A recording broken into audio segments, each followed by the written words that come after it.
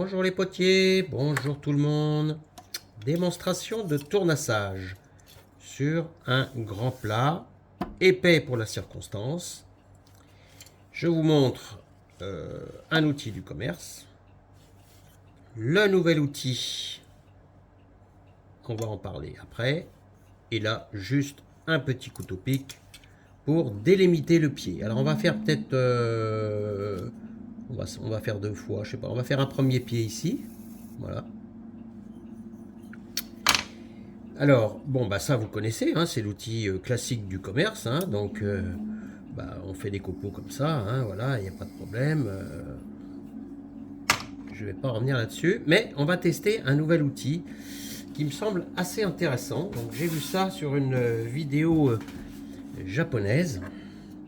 Alors j'espère que je vais savoir m'en servir parce que c'est pas du tout le même fonctionnement, hein. Alors là je remonte. Là c'est un outil, on gratte la terre, on fait des copeaux et la terre part. Là on va carrément rentrer dedans et on va découper. Parce que cette partie ici, elle est extrêmement coupante. Alors il y a des angles un peu de pas des angles, hein, mais il y a une courbe comme ceci. Une autre dans l'autre sens. Enfin bon, c'est un petit peu technique, mais je pense que je l'ai bien réalisé. Alors, le but, c'est qu'il va falloir le tenir d'une certaine façon. C'est un outil qui a un sens, donc celui-ci, il est droitier. Alors, c'est parti. Je rentre et puis je vais chercher l'angle de coupe. Alors, je pense sincèrement que l'outil là, comment dire, il va falloir le prendre en main. Et probablement que ma terre est un petit peu dure. Maintenant, son utilisation, elle est assez restreinte, hein. C'est-à-dire que ça va très bien marcher pour faire tout ce qui est, je m'approche de l'endroit où je voulais aller, tout ce qui est fond plat, il est vraiment fait pour, mais je ne le conseillerais pas pour faire autre chose. Alors, pour moi, là, la terre est trop dure. Il faudrait vraiment qu'on soit à l'état cuire. Et là, malheureusement, on l'a déplacé.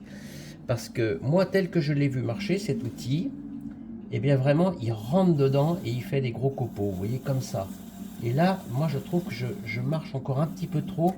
Attention de ne pas aller trop loin, parce qu'il coupe quand même sévèrement. Je trouve qu'il marche encore un peu trop à l'arrachage. Moi, je l'ai vu marcher vraiment à la découpe. Donc c'est vrai que quand on le manipule, je veux dire, avec savoir-faire, ça doit aller vraiment très vite. Et puis, de par sa forme, eh bien, on arrive à avoir un plat tout de suite très grand. Bon, on va aller plus loin pour tester toujours cet outil. Donc je casse ici. Alors là, je suis peut-être un peu plus mou sur le bord, vous voyez. Ça fait plus que des copeaux là, ça fait des bandes.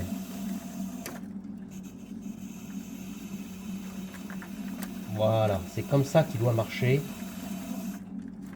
Faire une jolie bande. Alors on va peut-être garder ce plat, je sais pas. Donc je peux aller jusqu'ici. Vous voyez la bande que ça fait. Et alors attention aux vibrations, hein, parce que on cherche pas à faire du chattering sur ce coup-là. Donc on va orienter l'outil différemment.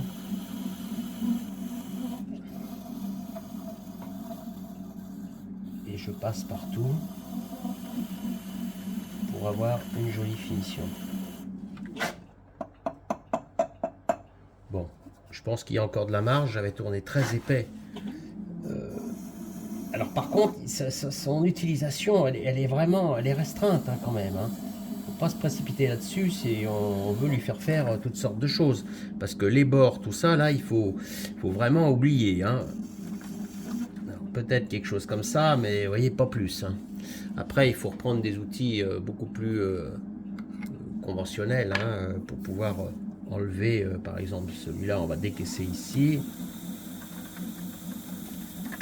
Pour aller vite. Hop. Je fais sauter toute la terre. Lui aussi, il fait des jolis copeaux, mais il sait pas bien faire les surfaces plates.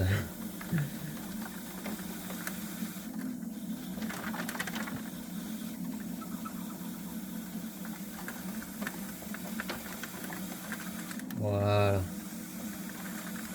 tournassage efficace. Et puis les parties arrondies, moi j'ai un outil préféré que je récupère là sur son petit râtelier. Voilà, il faut un outil arrondi pour faire des arrondis. Et regardez, hop là, on rattrape instantanément le galbe. Ici, on met droit.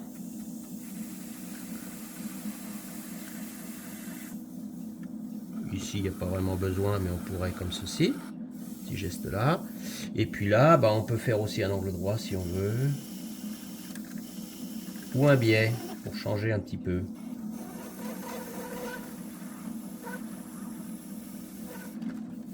Voilà, un petit biais ici. Un petit biais là, pour éviter la casse. Bon. Voilà. Moi j'aime bien faire des outils, alors bah, c'est le dernier né. Je sais pas, on va lui dire longue vie. Il faudra que je le reteste avec vraiment une terre beaucoup plus souple, beaucoup plus humide. Je pense qu'il sera vraiment fait pour ça.